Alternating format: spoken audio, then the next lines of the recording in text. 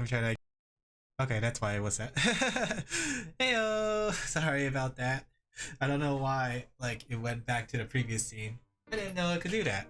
I was just pressing a button on my keyboard. It was the unmute button. Heyo, it's Alan time. Wada wada wada wada. I'll come up with a new intro eventually. But, I just realized I don't have it open. There you go. It's a draw stream. A draw Zatsudan stream. Heyo!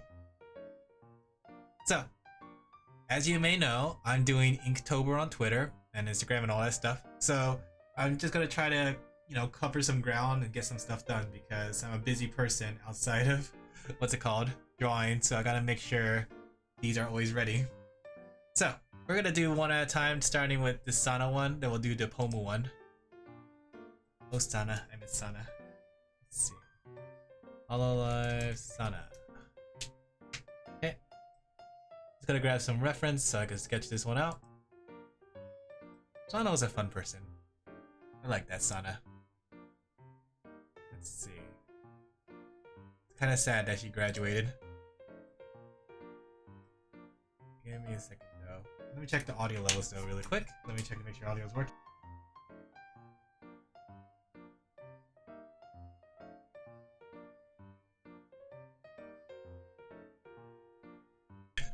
Alright, looks like audio is working really well, I think. Let me go ahead and grab a reference really quick. And these models tend to be rather complicated. I'll keep this one a Pomu, side by side. So we're just gonna do some Sana. Sanana. Sananara. Okay, and I'm just gonna draw. Just gonna have a nice relaxing chill night. Let's see. Okay. So how has chat been? I'm pretty okay. I'm getting better. I'm no longer sore throat like I was before. And I smell good. I just took a shower. I always it's one of my streaming rituals to make sure to take a shower before I stream. I can't come into the stream all sweaty and greasy from a day's work. I'll feel gross, vomity, maybe. But hopefully everyone's doing well.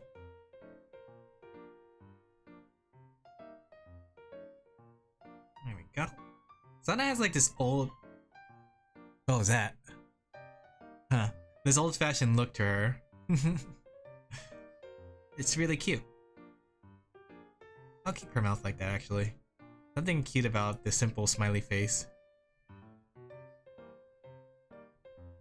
Let's see. There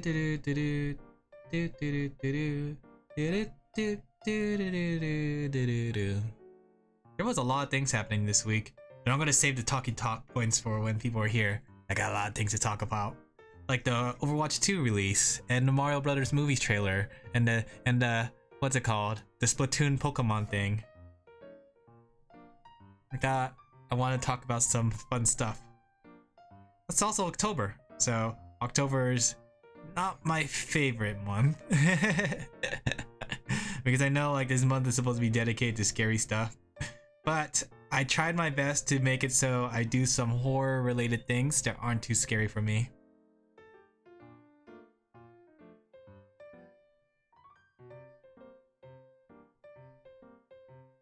Hey Kelpie, what are you doing? What's up?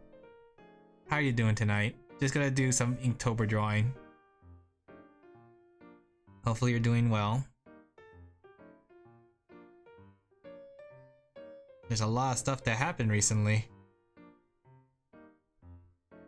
Just working? That's good to hear. We can work together. It's one of those hardly working or working hard moments.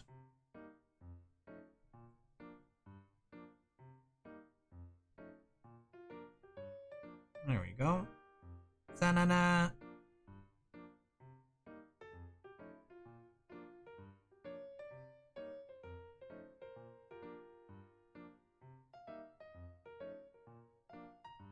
It's cute. I like this drawing.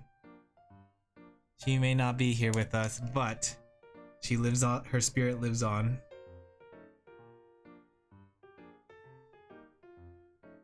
There we go. Sananara.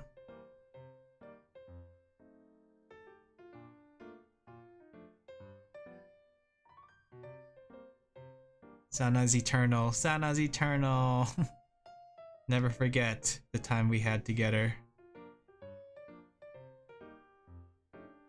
She was so quirky and full of life. And she loved to beat up her friends. I mean, we all can relate to that, can't we?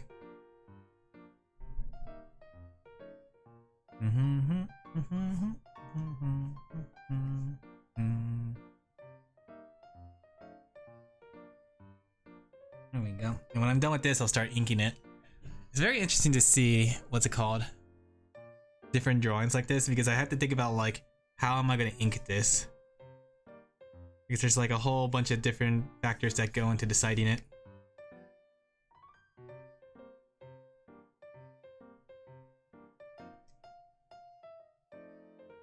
Let's see. Hopefully everyone's been enjoying the ink drawings I've been putting out.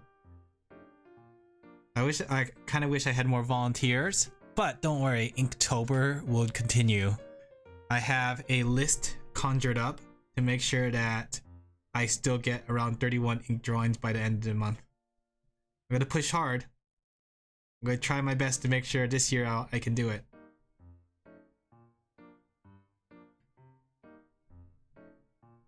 Okay, let's see. I'll do my best.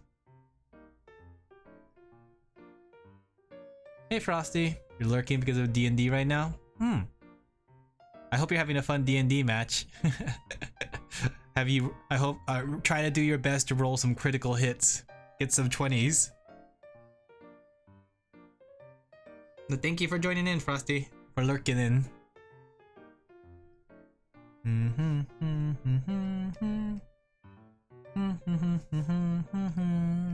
Can't wait to see them all. I'll be posting them all.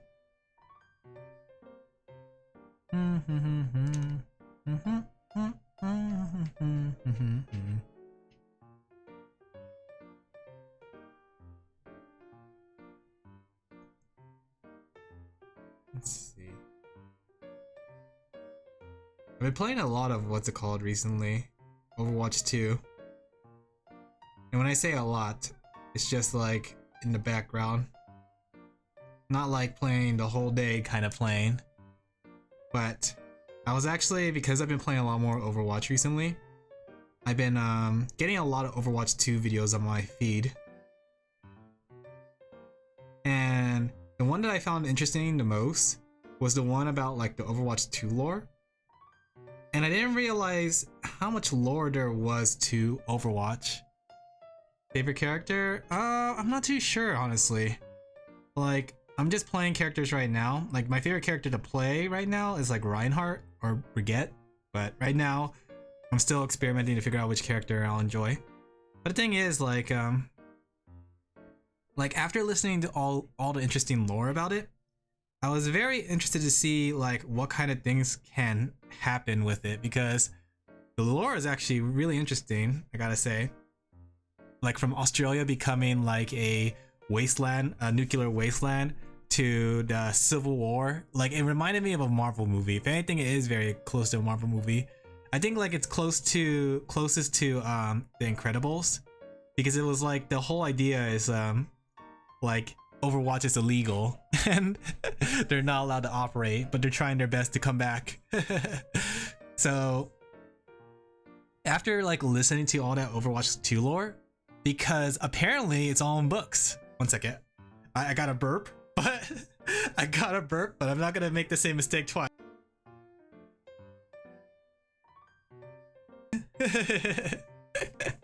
But like looking at what they did with looking at the books, which is a surprising thing, you get a lot more Overwatch lore.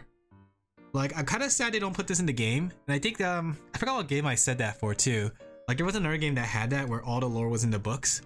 But yeah, it's kind of crazy because like it really makes the characters super likable and like adds all kinds of character traits to them that you never realize. Like the fact that Torbjorn helped Bastion because they both got lost in the woods together, and like Bastion is now with Torbjorn. It's kind of cute. The person that makes turrets is working with a living turret. And then what else is there? Like the idea, like May. Well, I mean, not May. I forgot who it was. What's her name? Anna. That's the one. Anna was like saying like, no, I can't lead Overwatch, but you can. And then like she looked at Cassidy or McCree for those who don't remember, and she was like, yeah, I could do this kind of thing. So McCree's like a leader of its own like Overwatch branch. It's like really interesting lore stuff that I kind of wish was in game, but for some reason I noticed this with a lot of games.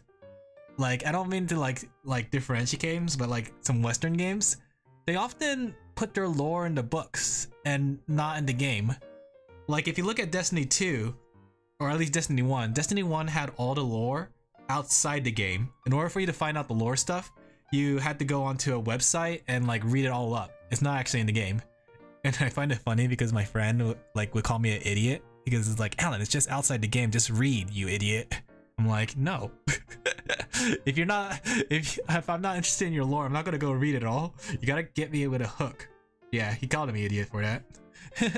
But like World of Warcraft also had that situation. A lot of the lore inside the books, or a lot of the lore like with like say character development, like Sylvana and stuff, are all in the books. And then like it's here in Overwatch as well. Wait a second. Overwatch, World of Warcraft, what was the other thing I named off? Destiny. Are they all owned by Activision? Wait a second. Whoa. Did I just hit onto like a conspiracy point here? Whoa. Destiny 2 publisher? Who is the publisher for Destiny 2? Holy crap, it's Activision. Oh my gosh. Whoa guys, I'm onto some sort of conspiracy here, because technically when you think about it, they all have the same publisher, right? So because they have the same publisher, they might have been encouraged to do the same kind of thing where you, in order to sell more merchandise, in this case books, they put like important things in the books. Mind blown. Wow, this is weird. Totally, it's a conspiracy if you didn't know. I don't know. I mean, like technically Activision and Blizzard are two different things, but Blizzard is a subsidiary underneath Activision. So like in a way they have directives from them. But I'll be honest, like I don't mind reading a book, but the thing is you gotta get me hooked on the lore. Like I didn't care about Overwatch lore until I listened to this video. Like all I knew about Overwatch lore was that Soldier 76 liked to go to barbecue grills, Torbjorn had like a little like nice pirate outfit, and what's it called, Diva is a gamer. That's literally all the lore stuff I could get from the game. Most of the other lore stuff came from outside game. But it's so cool and interesting. Like I'm starting to see why they kind of wanted to make a single player kind of game, or not even a single player game, like a more cooperative kind of mission based game where you actually play story beats, especially if it's like future story beats, because it seems like it would be really interesting to dive into the Overwatch lore, you know?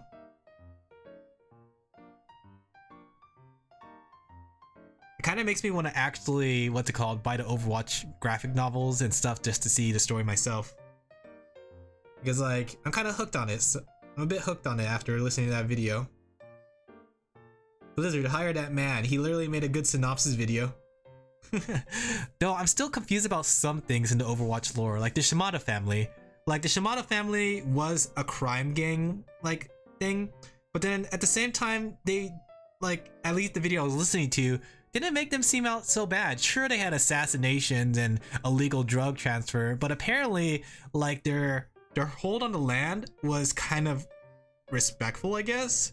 Because like apparently there was an incident where like some of the land got grazed and something like that. There was a fire. So the Shimada family, like the other conspiracy families, were like, hey, the Shimada families are terrible because they're not going to help the people.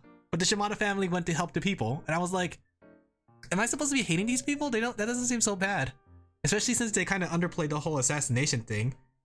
Like, I know Genji and Hanzo comes from there, but like, they didn't seem too bad from the surface level. I mean, assassination and drug dealing is pretty bad though, guys.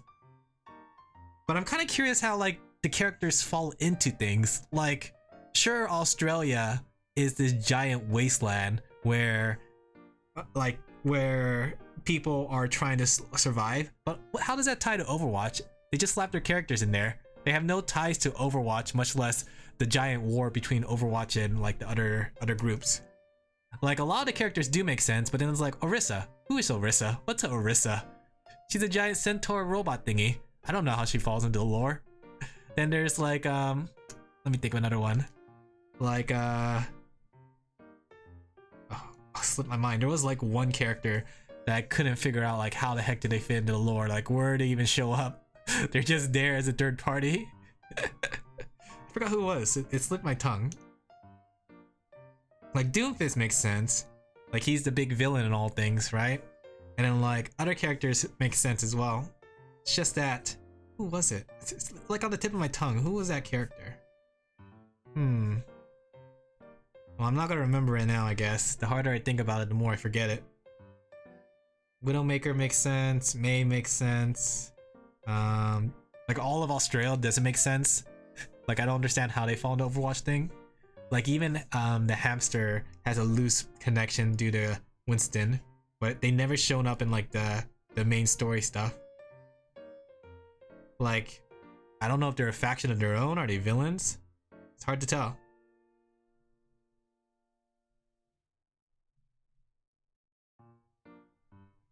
I think it's interesting though. Like, I did find myself like falling into the Overwatch lore iceberg? No, what did they call it? Rabbit hole. Let me see. Who was it though? Moira's a villain. Zenyatta. That's what it was. Like, I don't know what Zenyatta's kind of involvement in all things. Like, he's supposed to be like a pacifist and everything, yet he's throwing balls at everyone. I know he's supposed to be Genji's master, but then like, did he join the war? Did he not join the war? And Soldier 76 is just running around on his own, like Batman. Soldier 76 is literally the Batman of the Overwatch world. Like, Overwatch has like a mix of Marvel stuff with what's it called? His brother was the ambassador, was it? Because like, the thing was, all the Omicron robots look the same, so I didn't want to assume that he was the brother. That's pretty racist of you.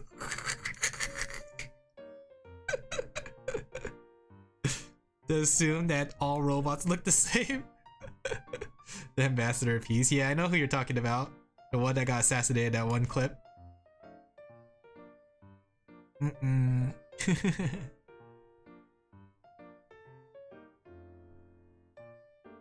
we go. Sanana. But I think it's interesting. Like, I would love to see, like, I know they're still trying to develop that whole PvE side of Overwatch, and I'm kind of curious to see where it goes, because I know Overwatch 1 had events, like where you kind of do like story missions where you fight NPCs instead. But that's where I'm kind of curious they're gonna go about, because like, are they gonna go make it so it's like those missions? I like heard there's gonna be upgrades and stuff, and the interview actually got me rather interested, because they said how they got World of Warcraft designers on board because they wanted to design it so it feels more like a raid or dungeon kind of run. And I was thinking about that in a sense, like, how could that work? Is it like a Destiny kind of situation? And then like, do you get to choose your character? Do you get to make your new Overwatch? He was a pacifist. I mean, he's no longer a pacifist because he's deadifist. Pacifist, deadifist. All right, let me see. Do I have all the things here? Is this Sana approved? Sana who? Can you hear me, Sana? Is this Sana approved? Her leotard is cute.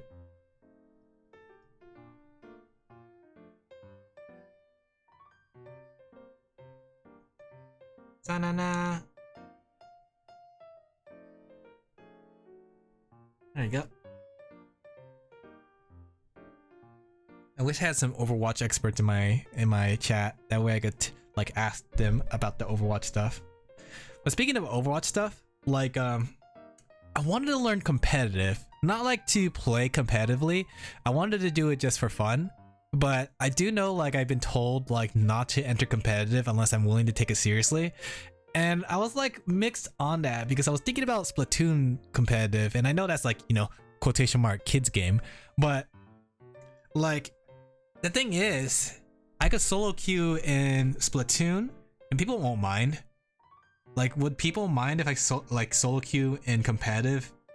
Like, I'm gonna give it my best, like the best that I can, and learn as I go, and you know, start from bronze rank and work my way up. But is it really such a big deal if it's just a game? I know, but like I was told like not to join it unless I'm willing to put my all, and I don't know if I want to put my all. But then does that mean I shouldn't join competitive? I just want the rewards. You could get a golden gun. You can get a golden gun for 3,000 points. I don't mind just sitting around in bronze rank and everything. I just want to get some rewards. I'll think about it, but I was weighing over. I was like, should I do competitive or not? Just have fun. I'll have fun, but we'll see. We'll see. I'm easily persuaded. Maybe next time you see me, guys, I'll be an Overwatch Pro. Granted, though, I'm playing Overwatch on the PS4, so I know like having a controller is not as versatile as having a mouse and keyboard. The thing is, like, I wanted to play it on my computer, but oftentimes I'm drawing on my computer, and I think it's kind of nice to be able to queue on my PS4 and just draw on my computer while I'm waiting for queue. Especially since recently, like, I don't know what's wrong with the servers, because they're already having another emergency maintenance. Like the server, they just went down actually, if I remember correctly. They went down from 7 o'clock to 9 o'clock today. So basically after streaming playing Overwatch, guys. But yeah, the servers just went down, and like, I'm kind of curious, like if something's happening with the servers that's making it bug out. I know I've seen on my Twitter, like people complaining about like, oh, I can't find a match, and like queue times are going up to the 40 minutes. Last night when I was playing, like it took me like around 3-4 minutes to get into a queue. And I was doing a flex too. So I was wondering if there was something wrong with the servers after the update or the maintenance yesterday. We just had a maintenance yesterday too, which is the weird part.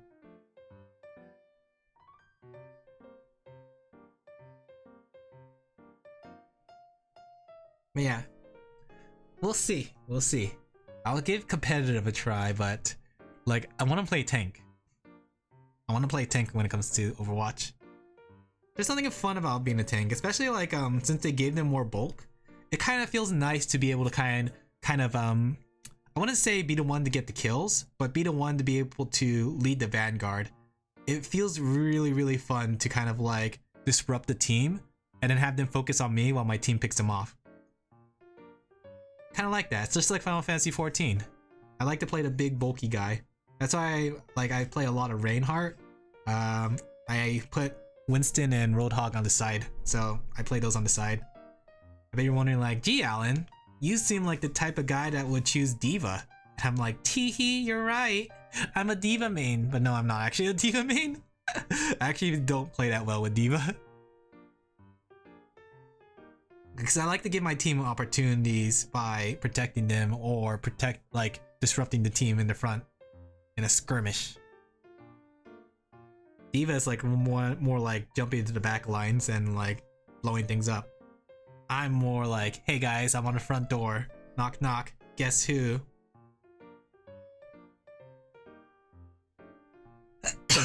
Ooh. I'm getting sick, guys. I'm dying. Speaking of dying, because it never had anything to do with dying, and it's Overwatch, because it has nothing to do with Overwatch and video games. Did you guys see that new Pokemon trailer?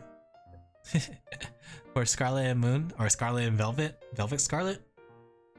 I thought it was really interesting to see some of the things that you could do in the game. But apparently to help promote the game, Splatoon 3 is going to have a Splatfest where the 3 battles are going to involve fire, grass, and water. So basically, it's not for picking your Pokemon, but rather picking your favorite typing of the 3. And I'm mixed. I'm pretty mixed. Like, most of the time, I picked the ones that had the coolest Pokemon. But if I had to choose the one that I probably like the most, I want to say grass. Like, I'm trying to think of all the Pokemon. Let me see. So first generation was Bulbasaur. Second generation I picked Feraligatr or Totodile. Third generation I picked Mudkip. Fourth generation I pick what's the turtle called? Turtwig. The generation after that I choose Samurott or what's it called? Oshawott. The generation after that Greninja. The generation after that I picked Poplio. The generation after that I picked Incineroar. What's his name? Incineroar. The rabbit. Scorbunny. So in the next generation I'm gonna pick the dumb looking lizard. So honestly I'm pretty mixed. The thing is though, I'm probably gonna let my friend pick for me. Like the thing is I picked last time for Splatfest, so my friend's gonna pick this time. So whatever my friend picks, I'm gonna pick too. But honestly, I guess I'm pretty well-rounded on choosing my typing. Like I don't just like gravitate towards one typing. I'm like, oh yeah, I gotta be a fire type every time. I just choose the one that looks cutest to me. So if my friend says they're gonna choose water type, then I'm gonna choose water type too. That way I could just play with my friends.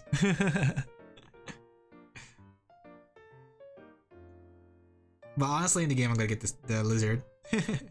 I'm kind of curious to see what he's gonna evolve into. He's kind of cute. He's kind of cute in a derpy way, just like Wingle or Winglet. Winglet is a cute animal. Don't Alan Dumb me. This is not an Alan Dumb moment. This is a I'm proud of you, Alan, for making your own decisions. Stop it.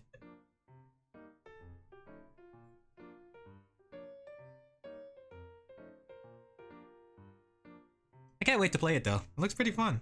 I don't know how I feel though about the auto battles in Team Star. I think that looks like a cool and fun concept, the idea of it. But I'm wondering like how far they can go with it. Because like with the gym battles, it's rather methodical because each gym is just a little bit stronger. So then if it's the same thing with Team Star, which each one has a little more strength, no wonder. How's that gonna look like? But yeah, did you guys see like there's 4 paths? Personally, I would probably go for the legend path and the Pokemon collection path. I'm the type of person that likes to collect Pokemon. I'm a collector. Like I was watching this one documentary or something about this guy talk about like exploiting gamers, and they said like they split the categories of gamers to like the explorer, the collector, the PvPer, and the casual. I think those were the 4 big ones if I'm correctly. And basically they said how like each one needs each other. It's like the explorer gets materials for the other people, collectors tend to want to buy things from the PvPers and stuff. It's a very interesting system, and I thought about that like in the sense of Pokemon and how that ties into it, because technically it's there, right? The explorer, the ones who want to do the legend, the collector, the people who collect the Pokemon, the PvPer, the people who want to do the gym battles and the star battles, and the casual, the person that will just do whichever. Oh, I'm talking a lot. My throat's dry. I'm dying, chat. But yeah, I think it's interesting that they have all 4 kind of classes in the Pokemon game. And it's not even an MMO. What do you guys fall under? You guys are you guys PvPers? The types of people that want to beat each other up? Are you collectors? Are you guys the type who just want to get through the story casually? I think it'll be fun to see, because like when you play with friends, it'll be fun. I do like what they did with the Terra battle, like the giant Terra battles. I like how they changed the raid battle from everybody taking turns to everybody doing their turn at the same time.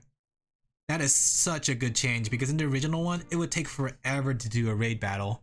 Like you would have to wait for like your allies to take their turn, then you have to wait for the Pokemon to take their turn. Having everyone take their turn at once is nice.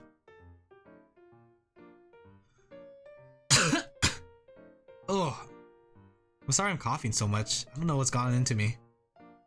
You know, I always worried about like my voice like starting to give out. Like I never talked this much outside of stream. Well, I take that back. When I talk with my friend, we talk a lot. But it's not this much. Oh, I got a burp again, guys. Don't worry, I got the right button this time.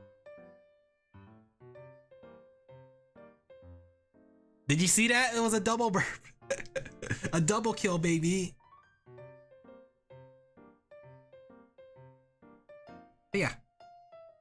Oh, come on. Pokemon, man. The journey just begun.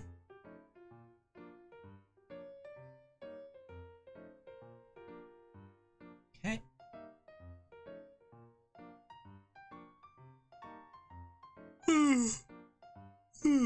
Sorry. I'm a little tired. I don't know why. She had double earrings, or were they just like balls that were falling from her ears? It's their double earrings.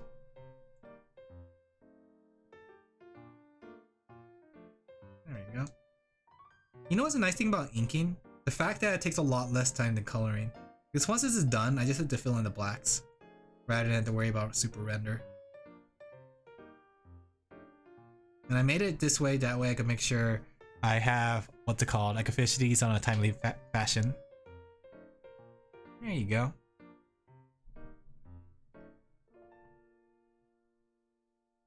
Sanana. Oh, speaking of timely fashion, have you guys seen that new thing that's in McDonald's? Apparently they have adult Happy Meals. Yeah. And I think when I was looking at it, it was like an adult Happy Meal that comes with a toy. Don't forget that, it comes with a toy. And it has a, it comes with, you could choose either to have a Big Mac with the fries and drink, or you could choose to have a 10-piece chicken nugget set. Say what? Yeah, look it up. It's like recently I saw it. It was and it's apparently so popular it's sold out. It's like cactus plant. Let me see. McDonald's cactus jack plant flea market or something like that. Here we go. Yeah, apparently it's like this market box meal combo and it's supposed to come with toys. Here, I'll show you guys. Let me go pull it up on my screen. Like, it's literally adult Happy Meal. It's sold out too, but I was kind of perplexed with the idea of it. Do you see my screen? Oh, that's pure ref. I don't want you guys to see pure ref. You guys will see the boobas. There you go. See that? So apparently it's like this, I don't know what this is, cactus plant flea market. I tried looking it up and it's like a t-shirt company. Like, I'm not too sure what it is, but it's really popular, I guess, because it's sold out. And when I was looking on Twitter, like everybody wants it, but I don't know. I really don't know.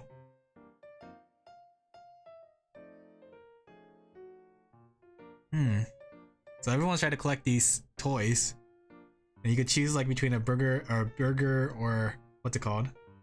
It's an artist-owned brand and creative outlet crafting unique apparel items with the signature dye treatment and lettering. Some pieces are hand embroidered, and select pieces or select few or feature the character Cactus Buddy. Included is a set of 4 coveted. Yeah, and it sold out immediately from what I heard, or at least from what I could see on Twitter. But I don't know. I won't lie, I don't see the appeal, sadly. It's probably not for me.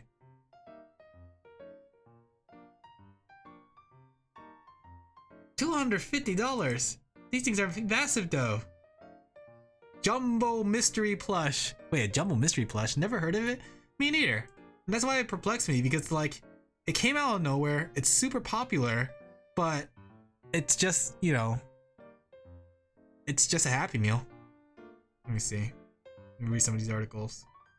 Cactus plant flea market box, right? One of the most nostalgic McDonald's experience. After trying it, I felt mostly ripped off. Ooh. I mean, Happy Meals in a way. Well, no, Happy Meals weren't really a rip-off because the emotional ties to it, I guess. It makes people happy, but I guess the adult Happy Meal feels exploitive, I guess, in a way, because it's kind of exploiting that nostalgia. I don't know. I'm not too sure, actually.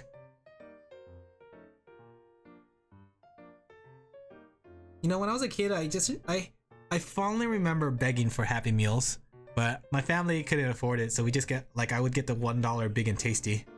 Ooh, but that's why I fell in love with the Big and Tasty. The Big and Tasty was my favorite type of burger from McDonald's. I don't know why they got rid of it though. Like, what reasoning do they have to get rid of the big and tasty? Was it just because they sold it for like $1?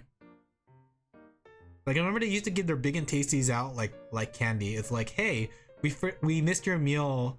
We missed preparing your meal by like 10 minutes. Oh no. So here, take this coupon for a free big and tasty. And I was like, yay, I love big and tasties. But honestly, a big and tasty uses Whopper or a Carl Star. But that's what's like perplexes me the most, because like, why did they take it off the menu if it's so simple? Lettuce, tomato, onions, mayonnaise, ketchup, and pickles. Literally a standard burger. That's how I standardize my burgers now. You know?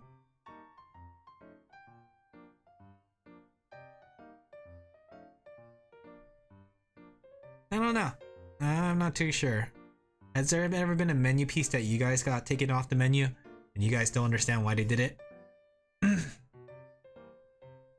Maybe it was just to sell the other things on the menu. Like, I didn't want to get a Big Mac. Like, the thing is, I don't like to eat my burgers unless it has vegetables. Like, sure, the meat's good and all, but that's only half the experience. The other half better be the vegetables on it. I'm gonna burp again. I'm feeling a little gassy, chat. Alright, let's see. I can't believe what happened to me. After that incident, I've been super gassy during streams. Why is that? Why? I've been cursed, I tell you. Do you guys believe in curses? Do you guys believe in magic?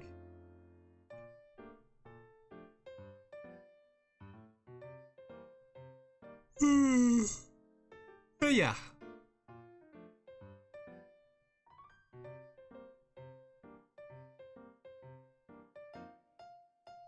I miss these two little dumb hair pieces on Sana.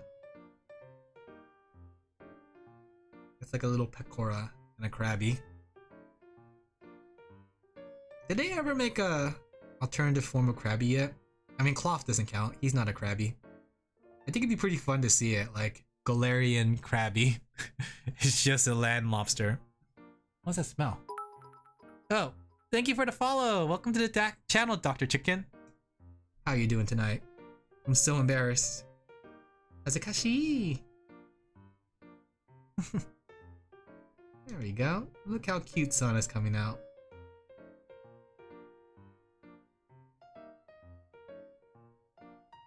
There we go.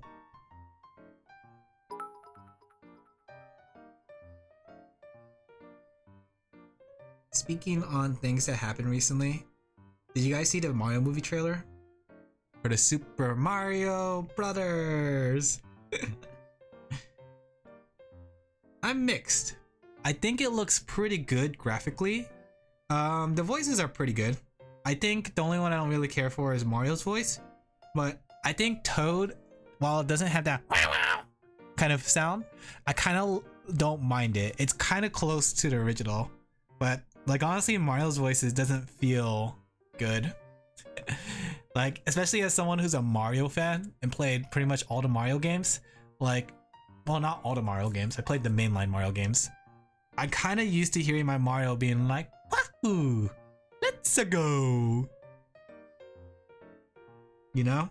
Like, it's kind of weird too, because they had like a Mamma Mia moment, right? Like near the beginning of the thing.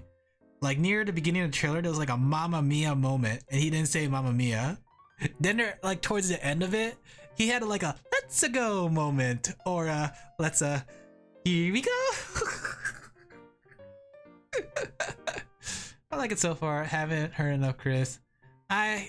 We'll see. We'll see how he does. But so far, I'm not left with a good impression. As a person that played a lot of Mario games and heard Mario's voices over and over again, like, I want to see what he does. I'll probably check it out. Probably not in theaters. I'll wait for it to be like online because I'm an introvert. I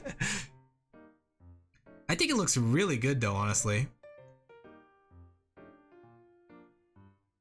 Like not like really good in story wise because I don't know what the story is yet, but really good in terms of like making it look like a Mario thing. Mario does look a little wonky too, but outside of Mario, like I feel like everything looks pretty neat. Toad looks like Toad. The Mushroom Kingdom looks whimsical. Like the effects were nice. We'll see. We'll see. Oh, Chris Pratt-san. Whisper me your words. Kind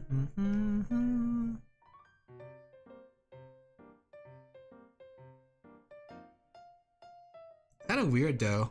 It took this long for a real Mario movie to come out. I'm glad it's animated though. Like I know there's like old Mario movies, like the anime one. Then there's the one where the infamous live action Mario movie. But I'm talking about like a real Nintendo kind of sponsored and backed up accurate Mario movie, you know? Something akin to the Sonic movies. It's weird to see that it took this long. I wonder if there's gonna ever be a Legend of Zelda movie next. I feel like that's like the next one. But then again, I don't think Zelda is as mainstream as Mario is. Like, I think the reason Mario works is because he is like the Mickey Mouse of Nintendo. So he's really recognizable and all that stuff. But like Zelda isn't as recognizable, sadly. Like you can't go to a kid and say, hey, have you heard of Zelda? They'll be like, what the heck is a Zelda? Is that a boy? That guy is wearing a skirt.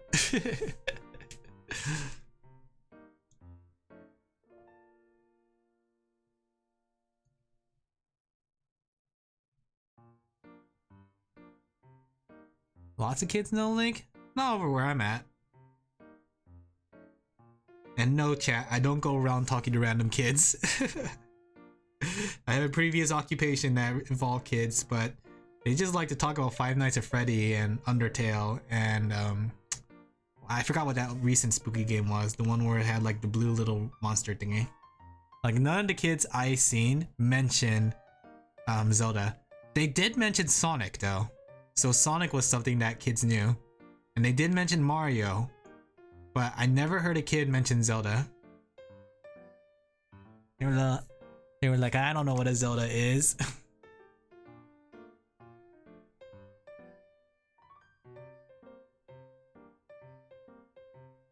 There we go. The sun is looking cute. Look at her eyes. Her eyes captivate me.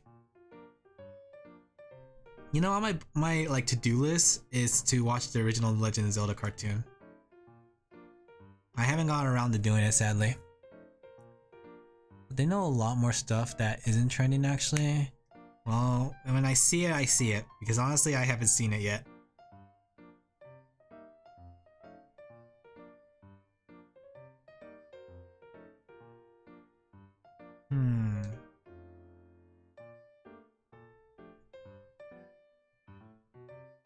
Oopa.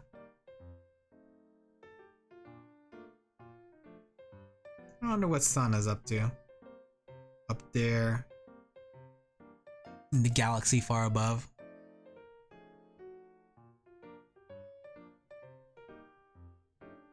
I hope she's happy doing what she can and having fun. Being the best she can be.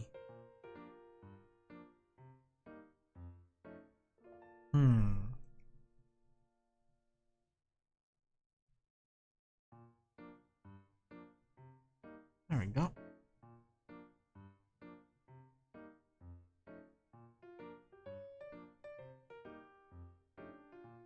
Going off lore and stuff, Overwatch 2 lore kind of reminds me of actually Team Fortress 2 lore. How many people in chat know about Team Fortress 2? The thing that was made by Valve and never updated. Well, it hasn't been updated in a while. I wouldn't say that. Like, I was actually watching or listening to a video about Team Fortress 2 lore, which is actually really interesting, I gotta say. Because like, outside their wacky personalities in the game, they actually have some interesting adventures. Like how Soldier marries the Heavy's sister.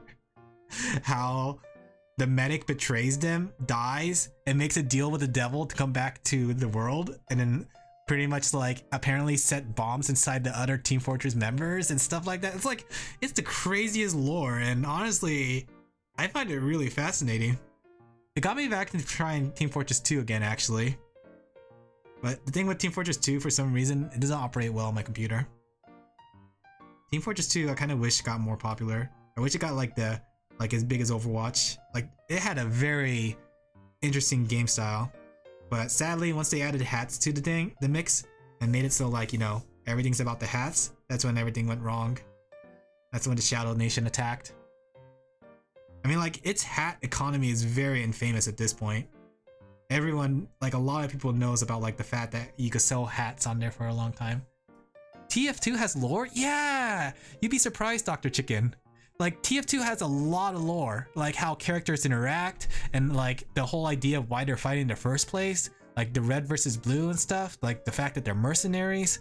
Like, it's very interesting. Like, but all the lore, once again, is in the books. Well, I don't know what is with the Western gaming and putting all the lore in the books. Like, I'll give like a little tease on it, but there's actually a really good video on YouTube going over it. But basically, the old Team Fortress Classic team, the ones from the first original game, are the actual villains that are pulling everything, like pulling all the ropes around.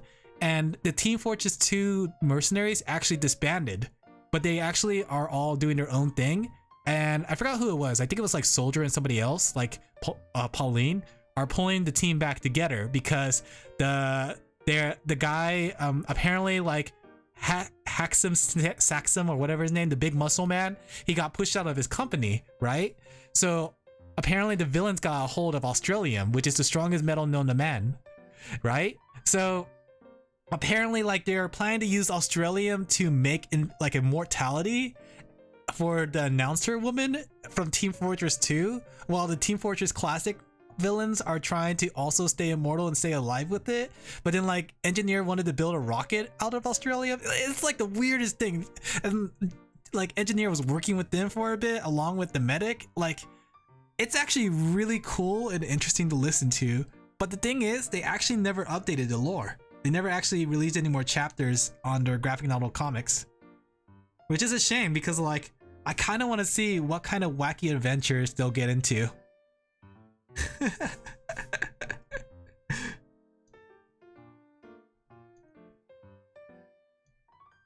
Also Scout's there too. But like it's mostly focused on like Soldier and his wacky adventure. Like a lot of characters are like background characters in a way, until they start helping out. Like once they join the team and start helping out. Oh yeah, and Sniper dies and then like he comes back to life because of the medic. Like he literally die, and then like while he was in heaven, like his parents gave them his approval for being an assassin, and he was like, "Oh mom, oh pop," and they're like, "Oh, your time's not up. Go back down there, son. Make me proud." I was like, "Oh, that's cute," because like when you think about like the trailer for Sniper, it was like the dad was yelling at Sniper for being an assassin, and it's like, "Put mom on the phone." So seeing him accept it is kind of cute. It's homely, wholesome, as they would say.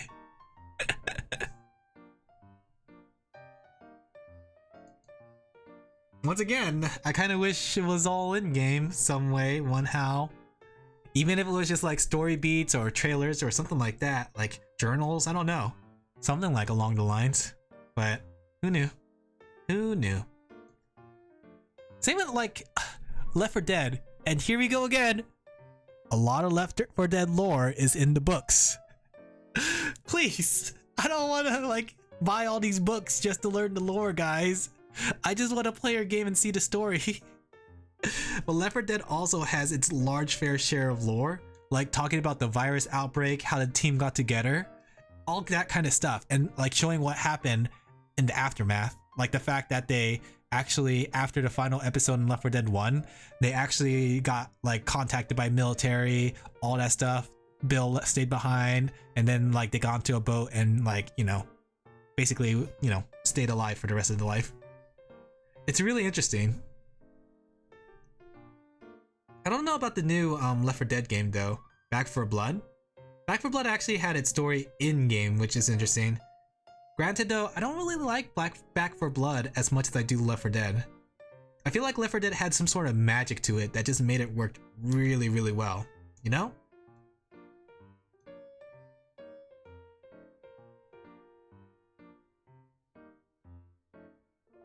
I know like the Back 4 Blood developers are also the Left 4 Dead developers too.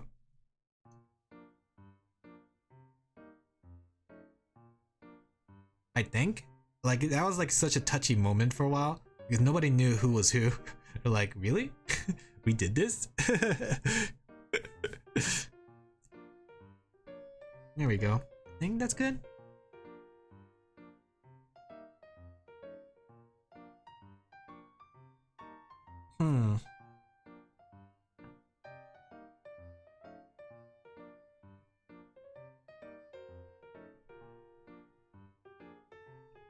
If I make a game, I'm gonna put all the lore in the books.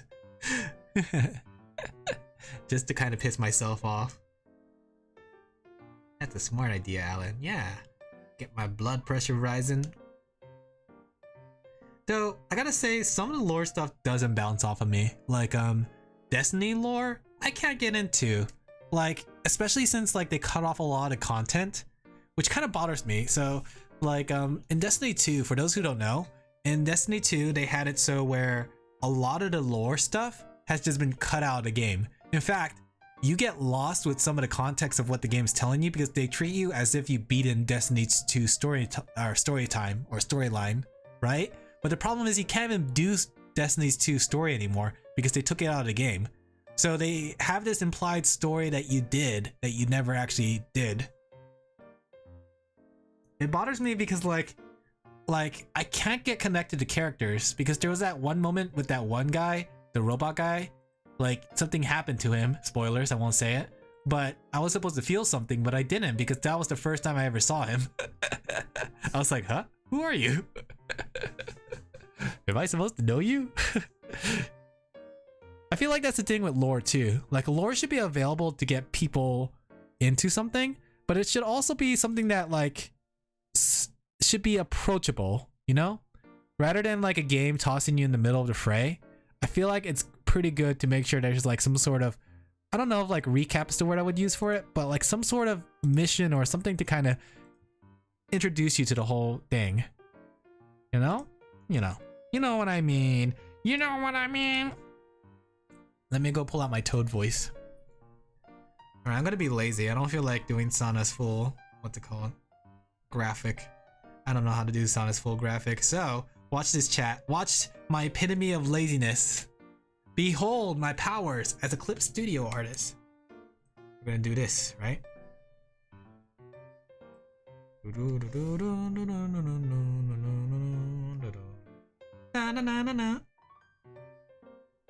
There you go. See? And I'm gonna do the legendary thing that people hate. Trace. Tracer. There you go.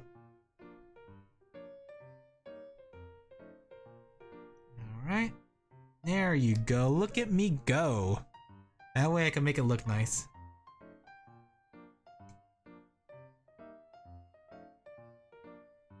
We're gonna try to simplify it too. There's a lot of detail in this thing.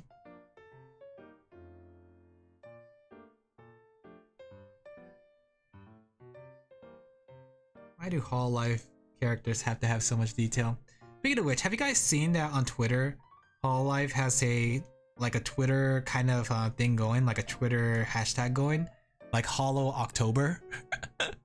I'm kind of sad that I'm not participating with Holo October, but you know, I kind of want to give it a try, but I feel like it's a little too late. I'm doing my own thing, which is Inktober.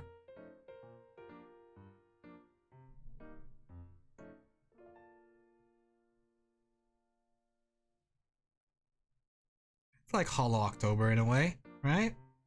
Granted, like this whole goal, the whole goal of my my ink challenge was not actually to make like bigger VTubers, but to like draw a lot of smaller VTubers.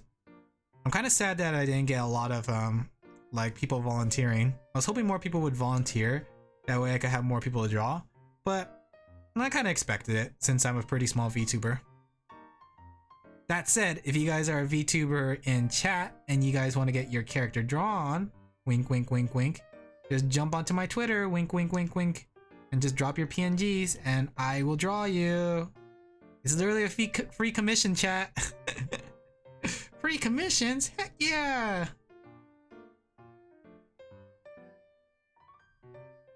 I love free commissions. I drop mine.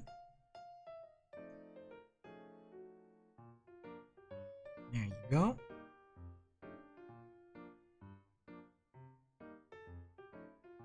Wait a second. I just realized the error in my way. So her shirt's gonna be light, and this thing is supposed to be see-through. So this is technically supposed to be white. So give me a second. I gotta fix that. Sometimes you gotta think critically, chat.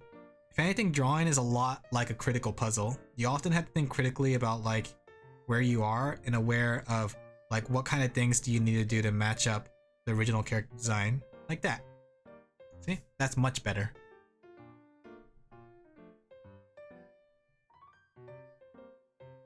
Alright. We're just gonna keep this simple. Bunga bunga mi simple do. Shout out to Simple Flips. I too wish to be a meme like that, where people go say shout out to Simple Flips. Where you going to make this simple? Just gonna put some hearts. Right? And then the curlies. How many people here remember Sana? Who here is a Sana na na na? A Sana light?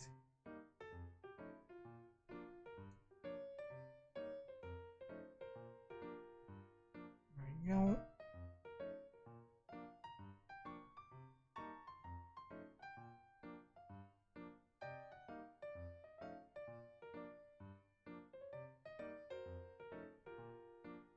Alright. These small details are hard to get to. That doesn't look so bad. That's good enough. I give it a solid 7, a solid nana out of Q. Wait, no, Ju. Sana. What time is it? All right, I'm gonna take a small ad break time, guys. I'm gonna stretch my hands and stretch myself. Remember, guys, stay stretched. Be sure to hydrate. I'm gonna take a small ad break, guys. Okay? So, ad break. Ad time. Rage Shadow. Let me go stand up and stretch. Ooh, it's very important to kind of operate, guys, and standing up, stretching around every hour. I like how you could, I'm like, what's it called? I got some ASMR going on where it's like, you can hear me on the right ear, right? But then like if I move over here, you can hear me on the left ear. I want to invest on a, what's it called? On one of those ASMR mics. Stretch. Stretch. Remember, gamers, stretch yourself. Hydrate too. Got some water right here.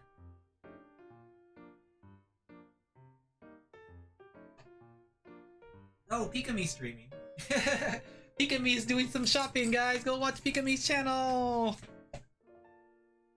Alright, I'm gonna wait for the ad time to wear off, then I'll get back to drawing. So how you doing, subscribers who don't get ads? You guys doing well?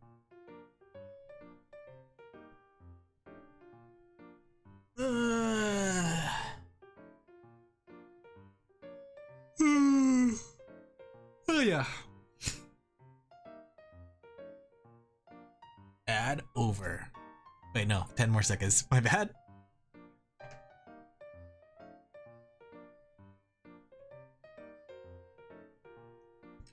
Now, ad is over.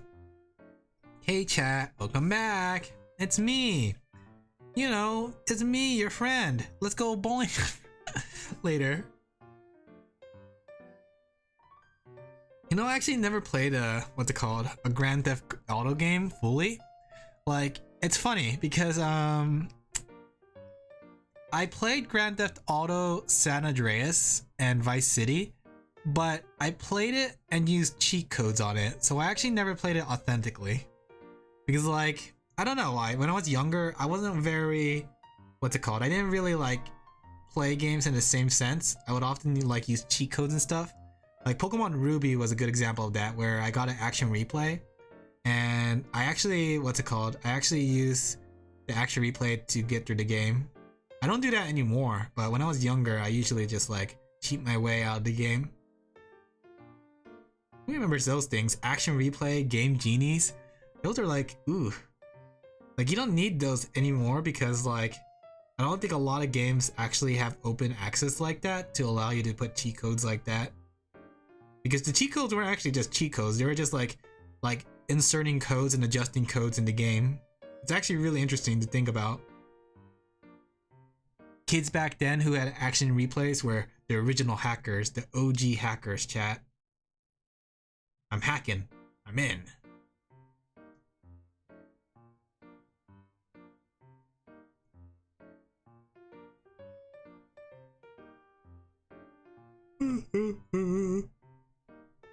There we go. It's like a little tattoo on Sana. He had like a little shoulder tattoo too. What was that song? My friend was singing it just last night. It was like, watch me jump it or something like that. Watch me backflip, that's what it was. The green eggs and ham thing. That song suddenly was in my head when I was yawning. Watch me backflip. Watch me backflip.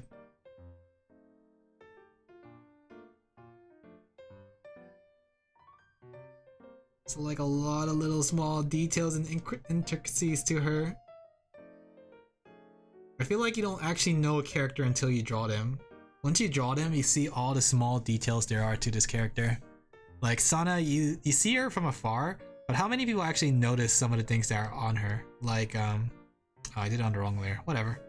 Easy to copy and paste. Like those things on her waist. There we go. Delete that. Alright, let me do a bit quick check, then we'll... What's it called? This one's gonna be for tomorrow. Okay, just doing a quick check. Alright, looks good. Let's go ahead and fill in. Gonna fill it in.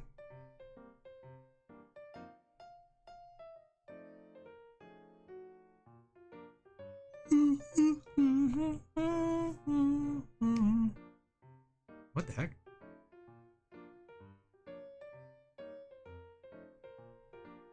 And there's so many games that are coming out, and I know the reason why is because it's holiday season, but it's starting to get hard to keep up with said games, especially since like a lot of games kind of want you to be returning players. Like what I mean by that is like they want you to continue to play their game over and over and over again. Like, you know, kind of looking at the battle pass for Overwatch, you could see that, or Diablo Immortal and its kind of vices on free to play stuff, right? Like, it's one of those things I remember hearing how a lot of games want to have all your time in a way. I'm starting to feel that though. There's so many games and just not enough time. Okay, and this one will be just like this. Okay. Is there any games chat is playing? What games have you guys been playing? Technically this is supposed to be bigger. Ooh, I kind of messed up there, didn't I? I messed up.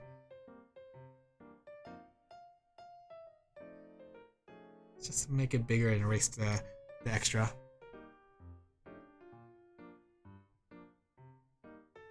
Do you guys have any reoccurring games that you guys play? Especially games that have dailies and like weeklies? Like Overwatch definitely has that, the daily and weekly thing. The grind, as they would say. Honestly, talking about Overwatch though, like, I want to say their battle pass is very not that... let me put that in proper English. It's very unimpressive. Like, I know you get all those stuff if you buy the battle pass, but if you don't get the battle pass, it kind of feels pointless to level up in a way. I don't know. It's like there's not that many instances of instant gratification. Like at least in Overwatch 1, when you level up, you get a loot box to kind of like supplement what you're getting in a way. Let me erase these. It stands out because it's technically not supposed to be black. But it's kind of weird because like you don't really get rewarded that much. And I kind of wish they put back loot boxes, but not like put back loot boxes like you gotta pay $30 to use said loot box. I mean return loot box in the sense that, hey, you guys can earn this loot box and you can get free loot. Something like that. Even if they put legendary items and put it at low like 0.3%, I think it's pretty cool if they would like bring back loot boxes just for that fun experience. Like, the thing is, loot boxes don't have to be a bad thing. I think loot boxes can be a good thing if used correctly. like an in-game booster pack. If anything, that's a good way to kind of entice players to play even more, because like if you get a loot box at every level, even if you don't get anything good, it's just like feels rewarding, because right now as a free-to-play player, you don't really get anything with every level up, and it feels kind of disappointing. Yeah, taking away the free loot box was really bad, because like I'm playing the game now just because I want to play the game, not because I expect any rewards. So when I get to the point where I don't want to play the game anymore, like the rewards aren't there to entice me to come back.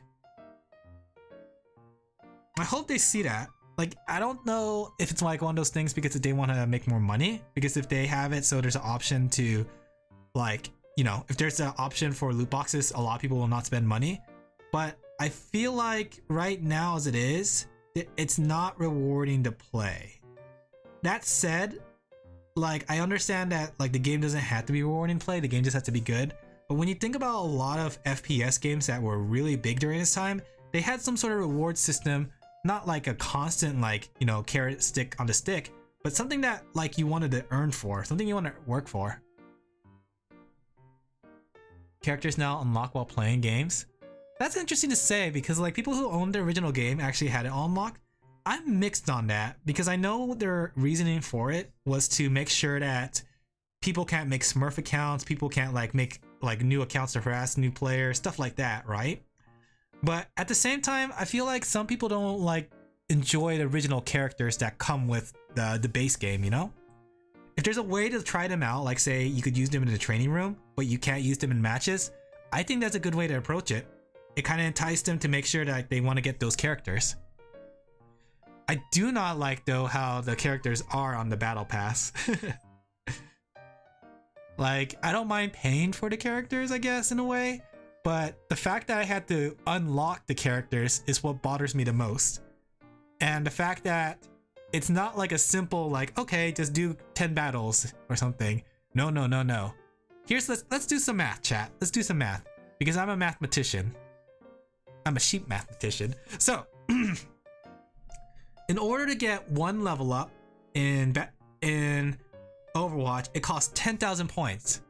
To get the character, it costs 50,000 points. Why? Because it's at level 55. You unlock the character at level 55.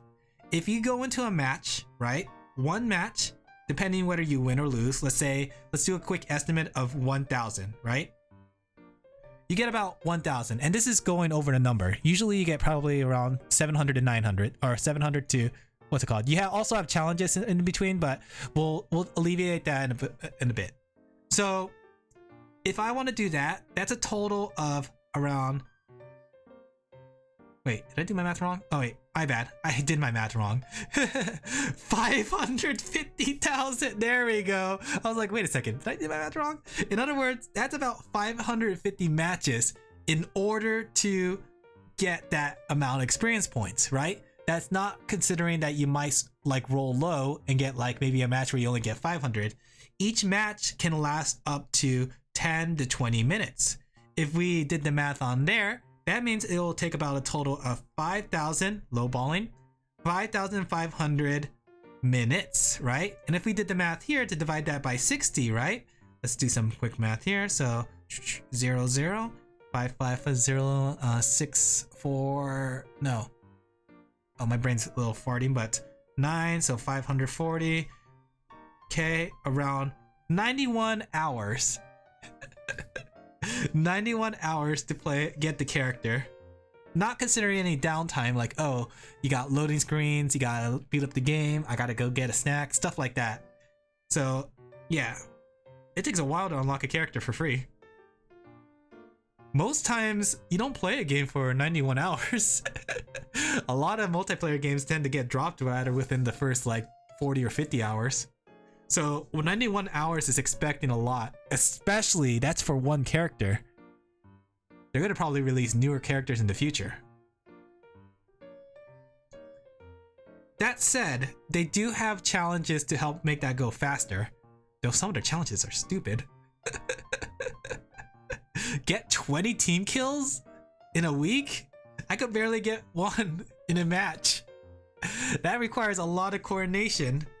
I know like you could get like some of those things where it's like you don't have to get them all, but you don't get all the coins unless you get all the things. So I just resign myself to understanding that I'm never gonna get this battle pass. Luckily I got Kiriko though, but we'll see, we'll see. I kind of wish the characters were just on a buy basis to make it just easier. It's just like, hey, pay us $10, we'll let you buy the character. Heck, make it come with the battle pass and you got yourself a deal. That makes it even better. But having to grind for the character kind of makes it hard to deal with. If anything though, wouldn't it be smart to make it so it's like that, where you buy the character, you get the battle pass, you entice players to play even more because they have a battle pass to grind? You get the character, you get the battle pass, you win-win. Blizzard, hire me, I'm a good idea guy. Wink wink. I'm very good at ideas. Getting close to finishing this one, let me see. I like how my streams are. My drawing streams are always Zatudans. My drawing stream is just a Zatudans disguised chat. I hope you guys like hearing me talk to myself. There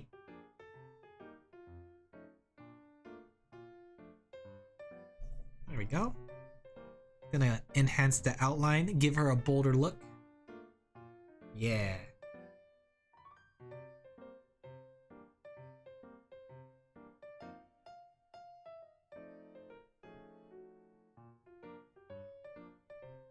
There you go. There's something unique about Sanana, that's for sure. She's from Australia after all. I've never been to Australia though. Like, Australia always seems so interesting.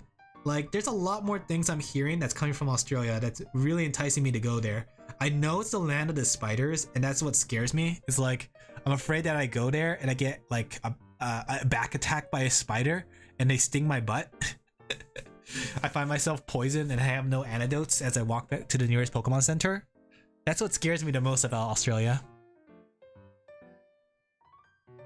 But I know not all of Australia is like that, right, chat? Do I have any Australians in my chat? Can I get a woot woot from my Australians? Woot woot! There we go. We're gonna just add this little shading here, like so. This cross hatching. A little touch of green here. Gonna make that look like a tree, a bush, as they would say. We're gonna paint a little bit here to the side. Well, I don't think that was supposed to be there, but you know what they say. Things accidents, just happy little mistakes. We know there's no such things as mistakes. Happy little accidents. Yes, chat. I hope you enjoy. Do they still show Bob Ross on Twitch TV? I remember like they used to have like a Bob Ross channel. There was like a lot of streamers that I'm kind of curious, like that I used to watch. I wonder if they still stream, like Cherno TV or Dan's Gaming. I know Vinesaw still streams. Like usually around this time, Dan's Gaming usually streams like horror games. So I wonder if they're still streaming. I used to watch like their horror block all the time, like every... Like here's the thing, I don't like playing horror games, but I don't mind watching somebody else play it. Because it's not me! I'm not gonna play a horror game, but I do have something planned for this month, guys. I do have something planned for this month. May not be like a scary game McGee, where everything's a scary game, but I think it'll be interesting, you know? Will be interesting, chat.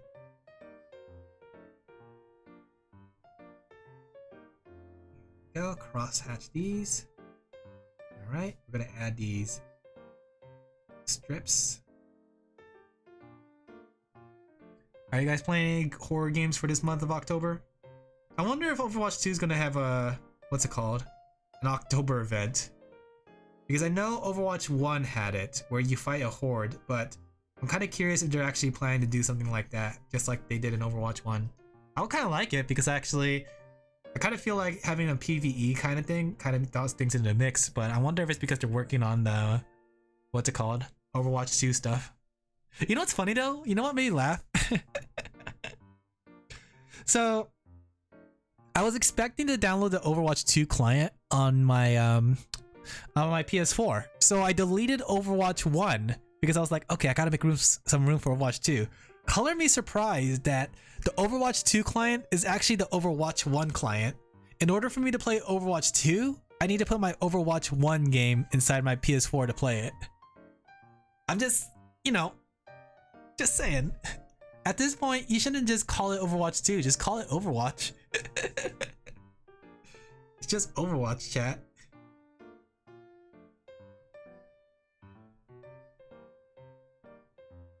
Let me see, what could I do here? I guess I could do like white hatching to kind of get that same feel here.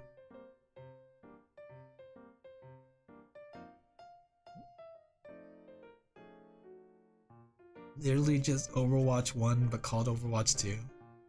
I do know like the Overwatch 2 technically is supposed to be the PvE content. So technically Overwatch 2 PvP is just basically Overwatch 1. But, you know, just feels kind of weird that they keep calling it Overwatch 2 when I'm still playing Overwatch 1.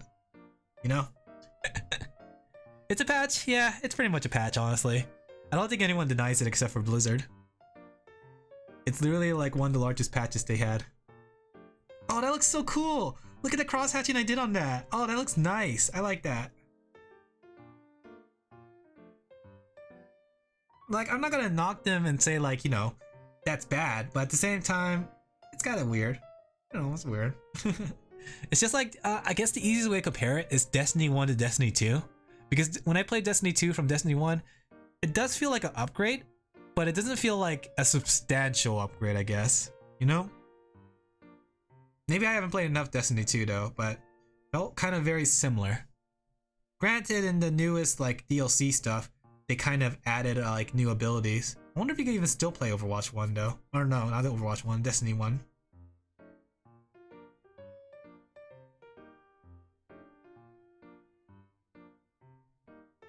There we go.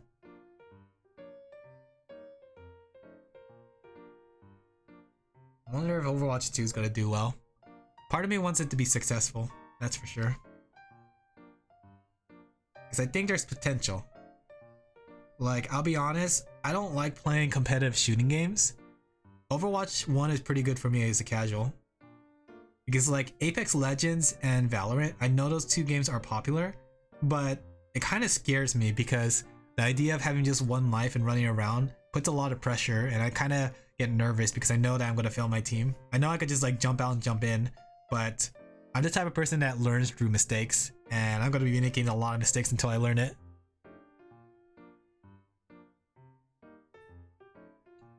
That said, I do want to try Valorant and what's it called? What did I say? Apex Legends one day. That is a goal of mine, chat. It is a very indeed goalie of mine. Valorant competitive play, let's go! Alright, let's do something like this. No, this is a little awkward. How about we do something like this then? Man, I'd probably be done with this if there wasn't so many small details on Sana. Like I gotta do the little spray thingies on here to make sure that they have stars on her little clothing thing.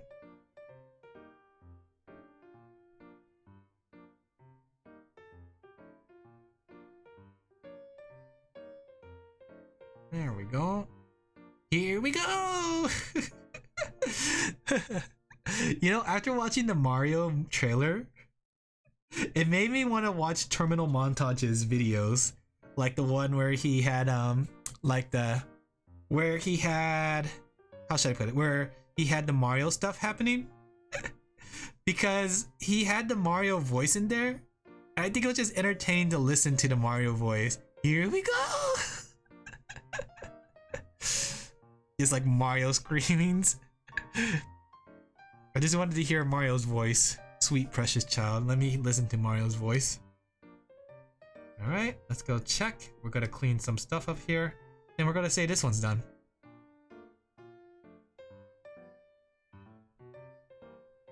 Sana's outfit's confusing, but it's cute. Yep.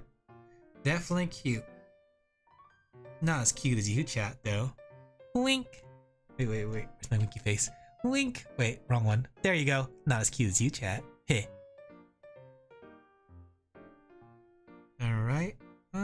add some whites here too. Add some whites here.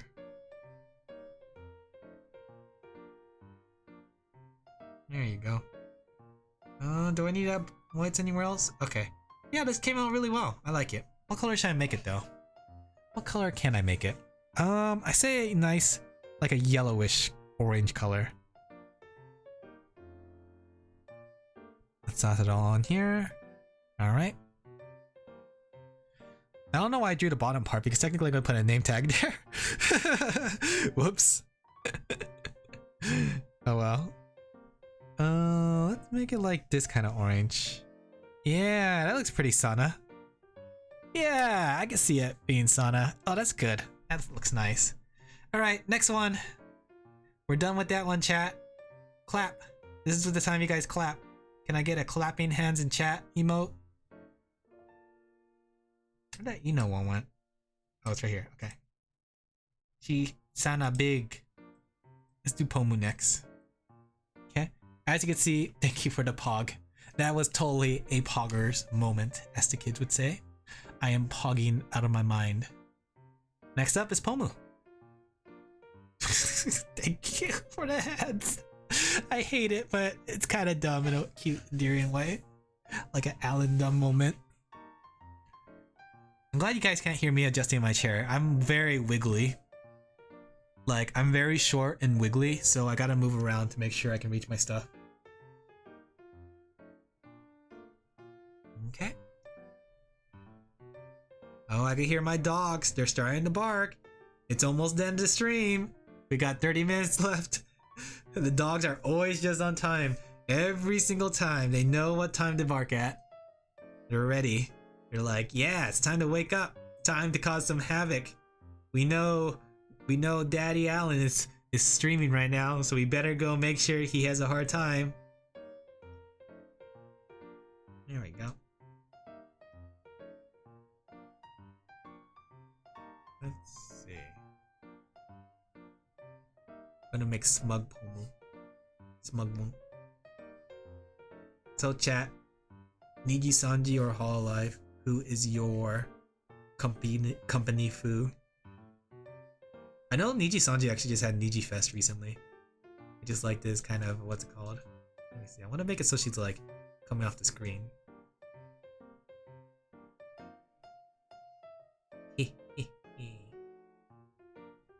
You guys get to see my sketching process. Every artist hates showing their sketching process because they become self-conscious. Am I foreshadowing? Am I alluding to something? That's for you to decide, chat. Here we go. I am Homo. Elf bears are cute. I say as my long little ears.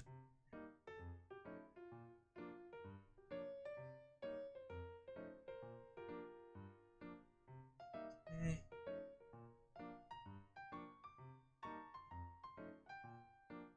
We gotta put her dorky one tooth. She likes to talk about how she has only one tooth. So we're putting her dorky one tooth in the model or the picture.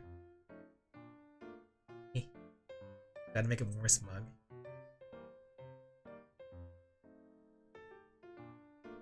We gotta make it more smug. Chat, we gotta go smugger. Where's my smug Allens in chat? We need some smug Allens.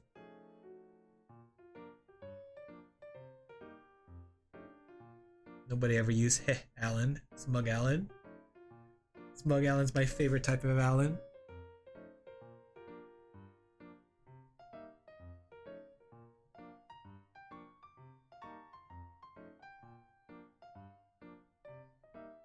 There we go.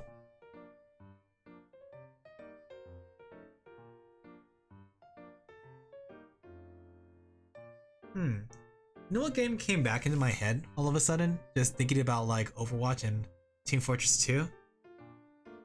Unreal Tournament. I was wondering about that because I remember like when I was younger, when I was a wee little lamb, Unreal Tournament was like pretty much the big game a lot of people like to play. Or at least from what I remember. I wonder if they ever made another Unreal Tournament game. I wonder how Halo's doing too, now I think about it. Like, there used to be not that many shooting games that you play like long term. Like, it used to be Call of Duty, Battlefield, and Halo. And then like anything else in between is pretty niche, right? What's Unreal? Unreal is an engine that was made by Epic Games. And it's basically what a lot of games use. I'm sure you heard of it. Like, oh, this is running on the Unreal Engine 4, Unreal Engine 5. And the whole idea is it's like a really nice looking engine. An Unreal Tournament long ago was a game that was made to show what you can do in the Unreal Engine. But it got really popular because it played really well. So they had like Unreal Tournament 1, Unreal Tournament 2, and then all I remember was Unreal Tournament 3. I'm not too sure if they ever came out with another one after that. But I'm kind of curious though, like how come certain games never got into that competitive scene? Like, I think the biggest one I could think of is Doom. Like, the newest Doom game I know plays incredibly well. I haven't played it myself. It's on my to-do list, chat. Don't worry. Oh, I should have done Doom this month. Oh, this is the perfect month. Okay, maybe I'll pick up Doom. I have Doom 1.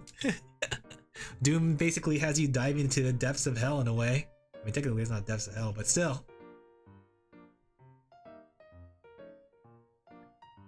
Yeah, so it's really like a really popular engine. But I'm wondering like how come we never bring back those games? Oh, just like Tribes. Oh, that I just remembered about Tribes. For those who don't know, Tribes is like this first person, or was it third person? I forgot which one it was. But it was this shooting game that emulated old movement, I guess that's the way to describe it. Because a lot of new games often has that, what they call like that sprint run around kind of thing. But back then, there was a lot of techniques to kind of make you go run around really fast. So like bunny hopping techniques, things like that. So games were really, really fast paced and really cool looking because like people are flying around all over the place. So somebody made a game called Tribes, which tried to emulate that old fashioned gaming. I wonder what that game is doing nowadays. It was really popular for a time. I saw a lot of people talk about it. Not on Twitter, of course, because like during those times, I think there was no Twitter. Unless there was a Twitter and I wasn't just like paying attention.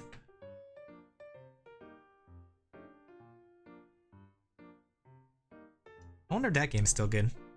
Then there was another one. What was it called? It was like this one where it's like trench warfare. Ace of Spades, that's what it was. Ace of Spades was another game, a shooting game as well, where instead of being super fast paced, it was about like building trenches and like it was about trench warfare. I wonder how that game's doing. Like, do you ever wonder about like those old games you used to play, like online games, and wonder if they're still up and operating? Like, for some people it might be like, oh, that Minecraft server or Roblox server, but like for me it's like a lot of old games that I used to play online. Like for MMOs, there's a lot that I could think of, like Lunia. Ugh, I miss Lunia. Fly away, far away, something, something. I remember that song so much because it always booted up on the beginning of the game. I know like people have like nostalgia for Ragnarok and stuff like that, but Lunia was my game. I used to talk to my friend a lot about that game. Then the game betrayed me with its exploitive, what's it called, monetization. It's always the game that exploits you, that makes you double guess yourself. You know what surprised me though, actually? Maple Story. I still can't believe Maple Story exists today. That game has like been through like all kinds of fiascos and ordeals, and like its population's still there. I mean, the game is fun. Honestly, I think it's not the same Maple Story I played when I was a kid, but it's still, you know, it's still fun. Just mindlessly grinding. They're still adding classes and things to it today. The thing is, I'm wondering if they're getting closer to make it to more like a traditional MMO. Because I saw like the thing is, I like to follow these old games that I used to like play just to see what they're doing. Just like RuneScape and all that stuff. But Maple Story has been like, I wouldn't say growing in population, but it has been growing in content. And it's kind of getting dangerous because it's getting to the point where there's so much content that it's losing track of itself in a way. Like, it doesn't look anything like the old Maple story that I played when I was a kid. It doesn't have that same kind of feel to it. But that's mostly because the fact that the game has evolved so much. Not, well, I say both in a good way and a bad way too, because like the game is barely recognizable to what it used to be. I mean, it still looks like Maple Story, don't get me wrong. What I mean is like gameplay, because like in place of party quests, it's pretty much solo grind.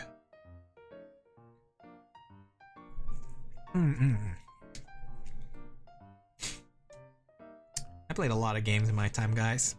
I'm a nerd, a dork. I could say I'm a bit of a introvert.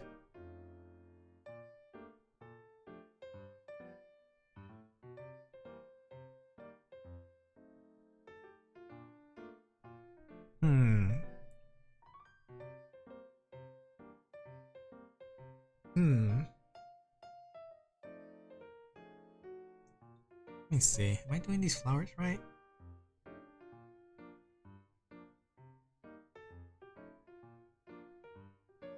Okay, there we go.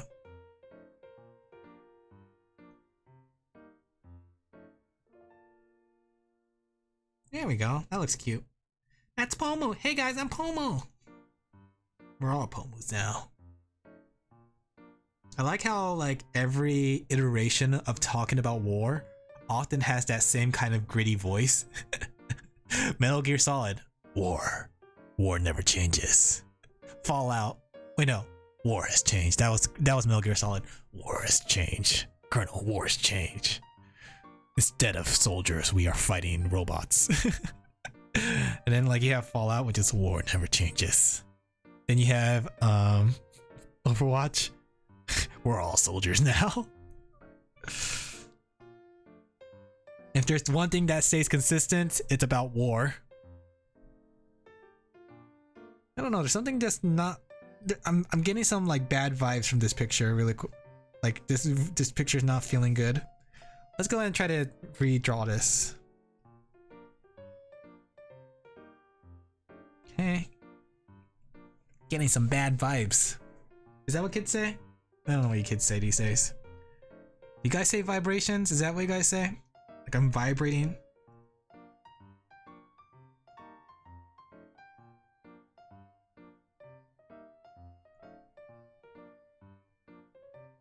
Let me see. Let's try this again.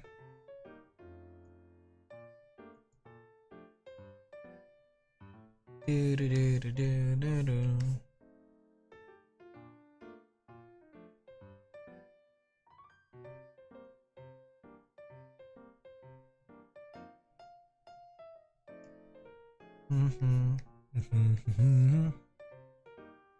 Sorry for not talking much during this because like when I sketch, it takes a little bit more brain power.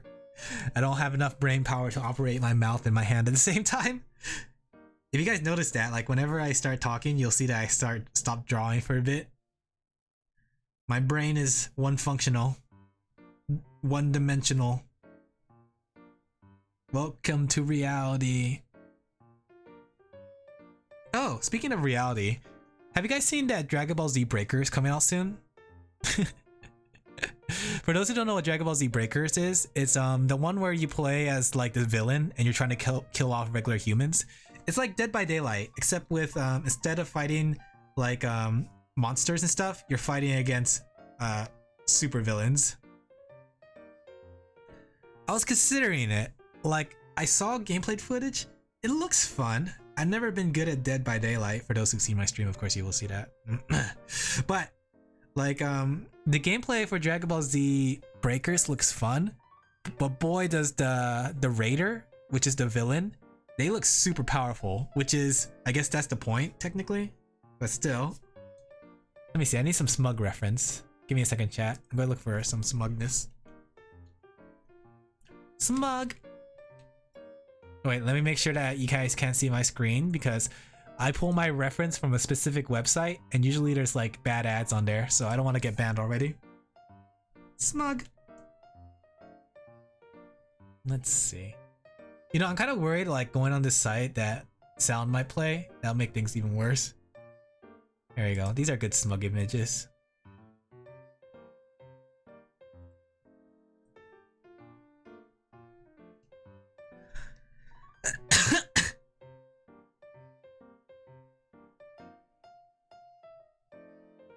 There we go. Look how smug she got. She's gotten too smug. We're approaching levels of destructive smugness.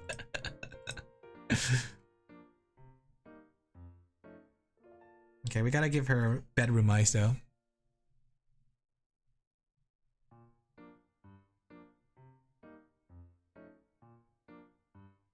And we gotta give her buck tooth.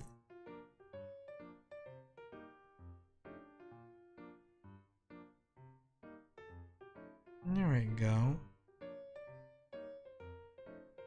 Smug. Brought to you by the creators of Smiley Face. Let me see, how does that compare to the old one? Yeah, I can see where I made my mistake. Sometimes you gotta redraw things to get an idea what your mistake is. Like, I was looking at this, I was like, what's wrong with it? But then now that I see this, I can see what mistakes I made. Alright. Sometimes it be that way, chat. Sometimes it be that way. Also, her head was super big. Okay, let's go do this.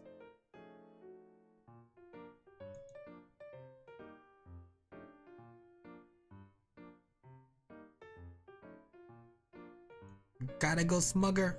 Smugmo.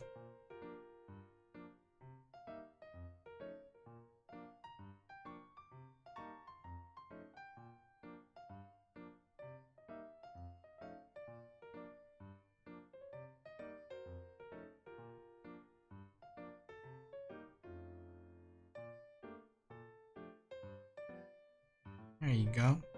Like the anime girl. Anime girl with hand on mouth. Smugness. There you go. That seems a little bit better. So I'm kind of need to take up the rest of the space. Gotta expand.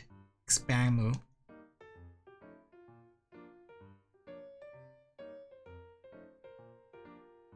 I gotta say, it's very interesting to see how many VTubers there are now.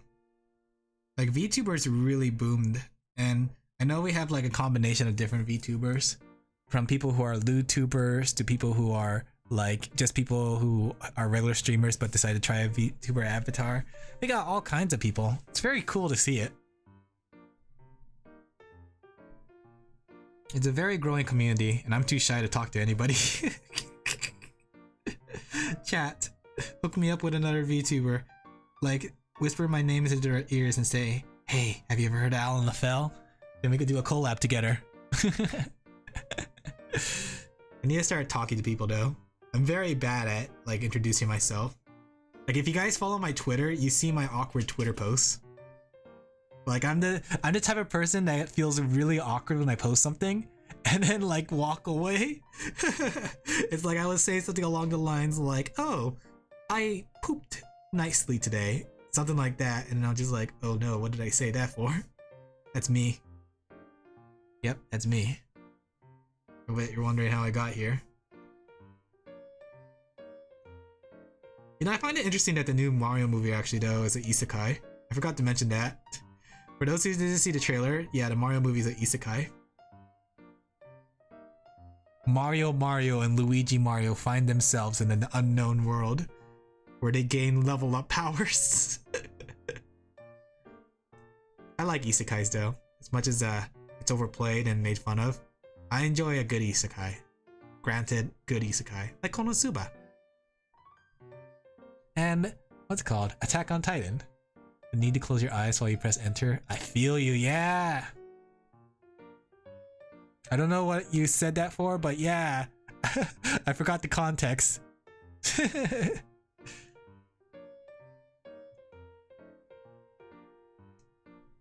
Let's see.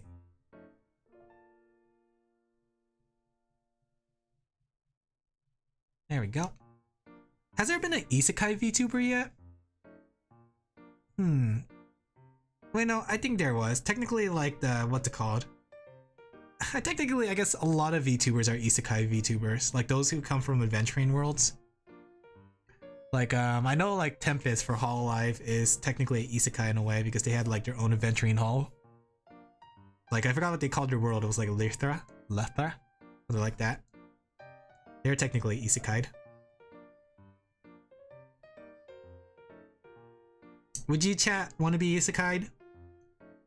And when I say isekai, you get isekai with no extra abilities and you can't take advantage of anything. Isn't? Yeah, he technically is a isekai boy, but then like it becomes like a question that like here's the thing that I always knew about like a lot of isekai stuff, but I'm wondering about like with isekai VTubers, are they technically quotation mark in their world, or are they in the real world, like, you know, or are they in a different world? Because I right now am in virtual America, right? So I wonder, technically, did he got isekai to virtual America? So he was like a real person that got isekai to virtual America, or was it to the virtual school, or to that school that they were? I mean, Pikami is also a virtual in the virtual world.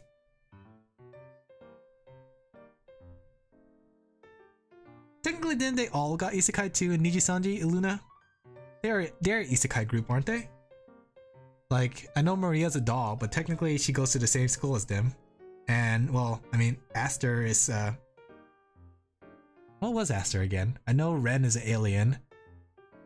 Aya is a angel. Scarlet is also the sister of Kyo. So, both real world?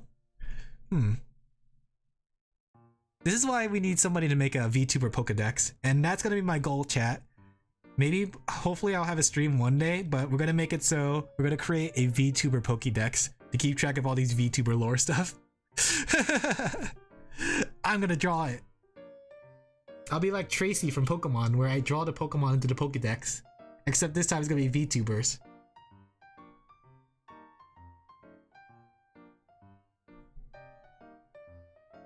Just not satisfied with this one. I'm not gonna lie.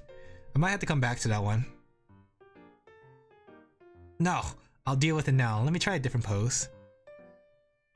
VTuber timeline? Not a VTuber timeline. Here's the idea. So I was gonna make it so like I would do, I'll run it right here.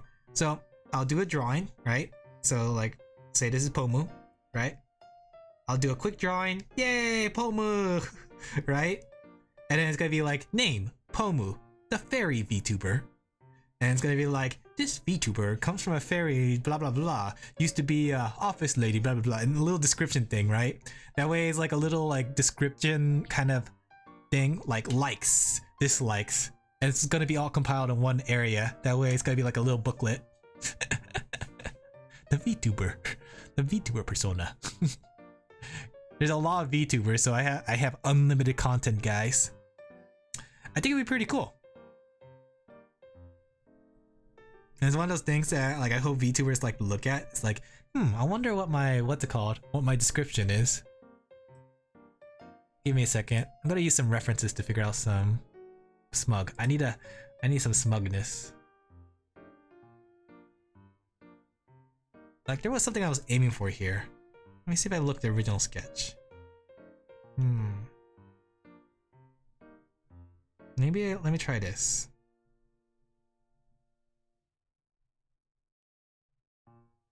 Maybe if I put her body more like this.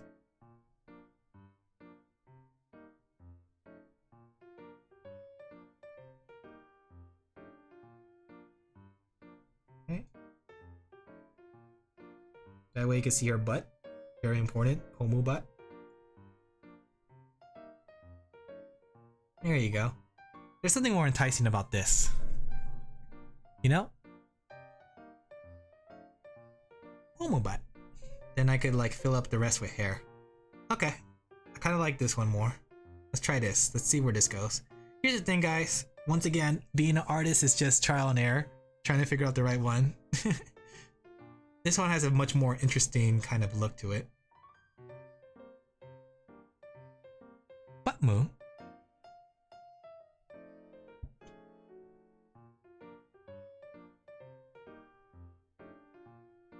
I wonder what the new Nijisanji gamers are going to be like. Like, for those who don't know, Nijisanji hosted auditions. And what's it called? I'm kind of curious to see what the new branch of Nijisanji is going to be like. Especially since, like technically, if they're gamers, I'm wondering if they're going to be, like, a pro team. Like, would it be, like, VTuber's first pro, like, gaming team? It'll be interesting to see how it is, especially if they choose like Valorant or Apex Legends. Because technically, like, gamers is such an ambiguous kind of thing to say. Because most VTubers are gamers. I can't think of many VTubers who don't game. Especially on Twitch and YouTube. Name me one VTuber that doesn't have gaming as a content on their stream. That's right, chat, you can't. Wow, Pomu, you got a big forehead. Make it shine. There you go. Oh no, Pomu, you got a third eye. You're Tien. Add a little Pomu ribbon that you know is her. Tri-beam cannon. Oh no, Pomu. She's using her tri-beam. Bam, bam, bam. And look, there's Cell right there. Boom.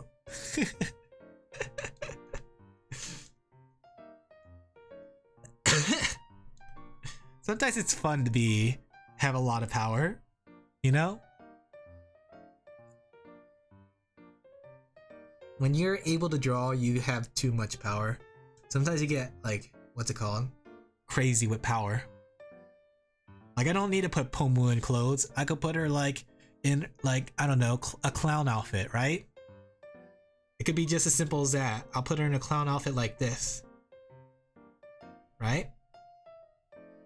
Now she's Clown Moo. And there's nothing she could do to stop me. If you guys like ever want a hobby, I would highly recommend art. Think about it, guys. All the power at your fingertips.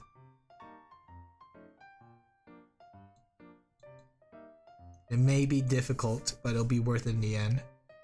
Don't be gamers, chat, be artists.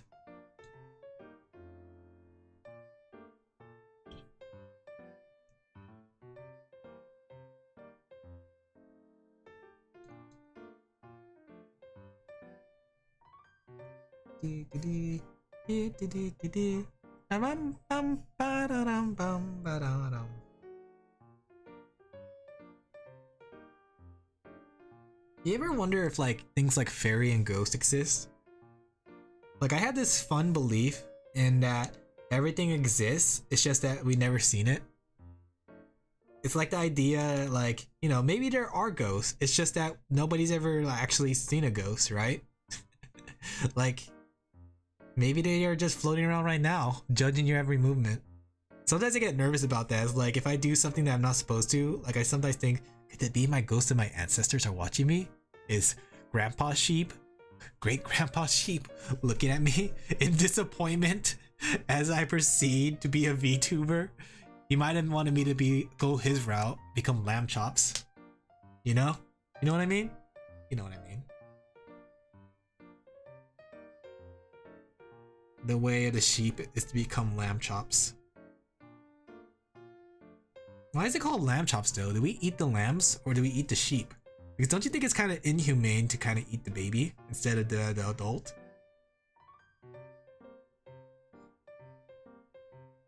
I don't know what I'm talking about. I eat it. Lamb chops. You chat are my little lamb chops after all.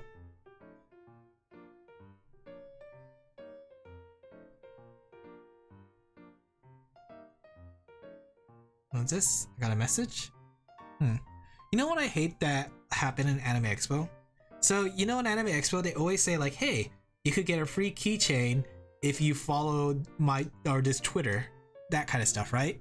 So, there's this one that I end up doing because I wanted a free keychain. It was called the Anime Metaverse.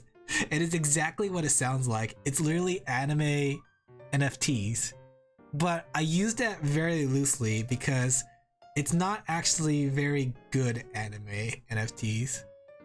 You know what I mean? Like if you look it up, it's like, I don't know how to describe it, but it's very uncanny. Like I would highly recommend checking out this Anime Metaverse. Don't buy anything though, I wouldn't recommend it. Honestly, I don't recommend NFTs just yet. There might be a time, like maybe I would recommend it, but now it's not that time.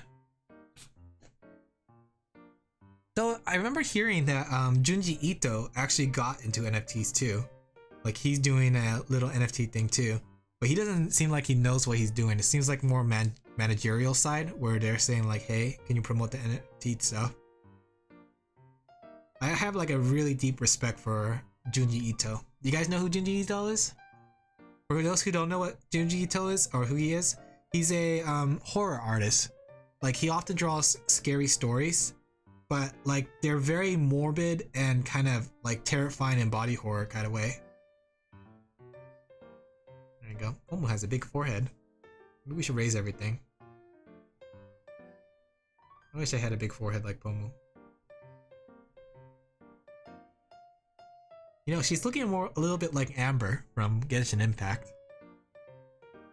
Have you ever noticed that Amber and what's it called, Pomu are never seen in the same spot at the same time? Kind of suspicious, right?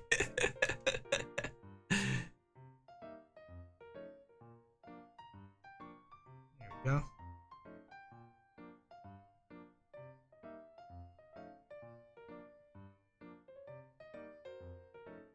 There we go, look at that. Gotta give her some thick thighs because Pomu's especially proud of her thighs. Her specialty, the thigh attack. She uses her thighs to entice the opponent. Tackle attack. Have you guys noticed that actually? In the Pokemon anime, for those who've seen it, like tackle attack is like the attack that everybody has and uses and is super powerful. Like, I forgot what episode it was, but there was like one episode where Giovanni was fighting off like another trainer, and he's like, Nidoking, tackle attack. And it's like it tackles and hits hard. It's like, tackle attack again. It's... tackle attack is no joke in the Pokemon anime. And I always find it funny too. It's like when they use tackle attack on something like a golem, it's like Pikachu, use tackle attack, and he uses it, but it's just literally a giant piece of rock, and they're surprised that it doesn't do any chat damage. Tackle attack.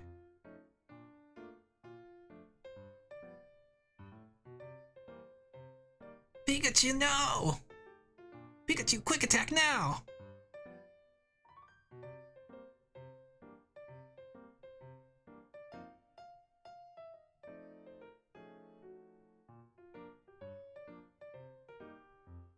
Man, I miss watching the Pokemon anime. I wonder what they're doing now. Like when I last left off on watching the Pokemon anime, they're on their big tournament arc right now. So I'm kind of curious what's gonna happen.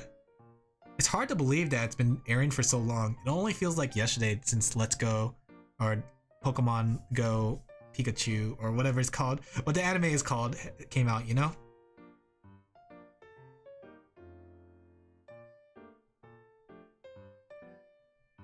There you go. Pomu butt. When you think about it, we're getting close to the Pokemon for Scarlet and Violet. Let me see how this looks. Yeah, this looks a lot better than the previous one. I think the previous one just felt stiff and not really good looking. There's a lot of things going on here that makes it look more enticing. Art advice, chat. Art advice. She kind of looks like she's kind of being like, you know, giving me the bedroom eyes. Pomu, don't look at me like that. I'm Pomudachi. I don't like this. I like being a sheepy.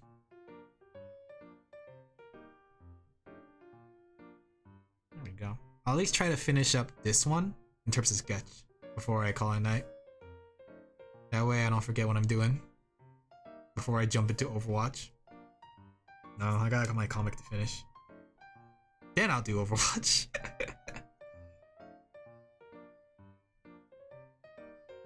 Overwatch. Looking kind of sus, not gonna lie. Speaking of sus, there was that whole trend that there's Among Us in the eye. There we go. Now she's very sussy.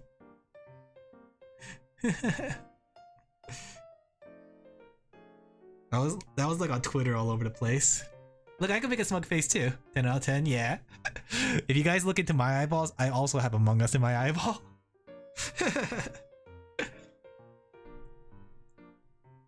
Oh, it's like one of those pictures. Like, she kind of looks like she's about to lift her skirt. Like that. Oh man. This is getting raunchy, chat. Don't lewd the Pomu. Let me put that hand back. Oh, we could change that too. Instead of making it so it's like the Among Us, we could put heart pupils. There we go.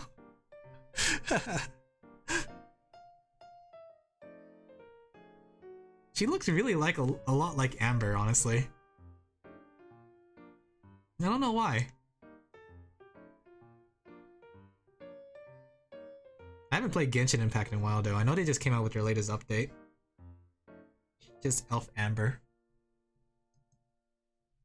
There we go. Okay. How is her hairstyle? I'm looking at the reference and I didn't grab a good one. I think she's just long.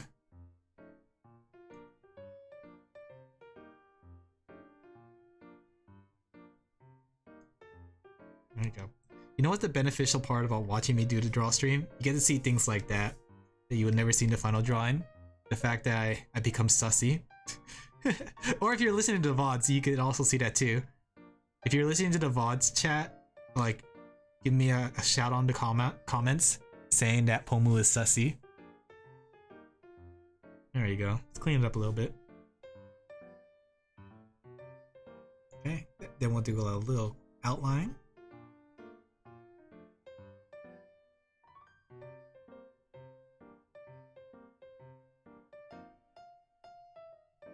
Here's a secret. If you guys are learning to draw, don't draw these details. Like, you see what I did here? Don't draw those details yet. Draw an estimate of what those details are. That way, you can keep going with the sketch to make sure it looks nice. Those details could come later. You want to focus on trying to just get a feel for how the drawing goes and add those details later. Pro tip advice, guys. From Smug Allen.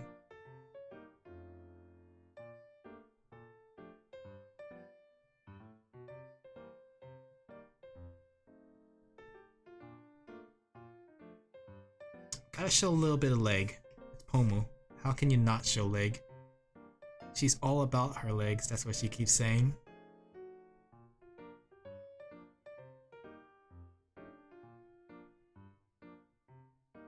Let's see. There we go.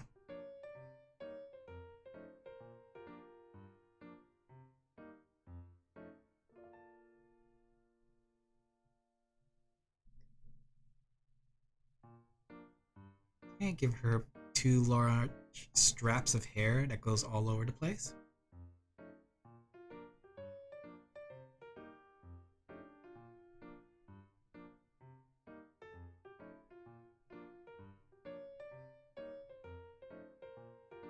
Okay, I think this is a good spot. Alright, that looks cute. That'll be for, I think, next day. Like, tomorrow's gonna be Sana, since I already have it done, which is good. Have one less thing to worry about. So I'll outline and ink this on another day, but this is a good spot to end the stream. So let me go ahead and switch on over to talk with you guys. 1 second. 20 out of 20. That's what they call eyesights. So I hope you guys had a good time tonight. Let me go grab my cue cards. I hope you guys had a good time tonight. Where is it? Here you go. So let's go into some quick advertisement stuff. Yeah, ready for this? Ad time, chat, ad time. So here's my schedule for the week, chat. Ta-da! So as you can see, we already did tonight's stream, which was drawing, right? So on Saturday, we're gonna have Project Zomboid. It's something I wanted to do because when I was watching the Hollow Star Boys play, it made me want to play too. Let me go find it. There you go.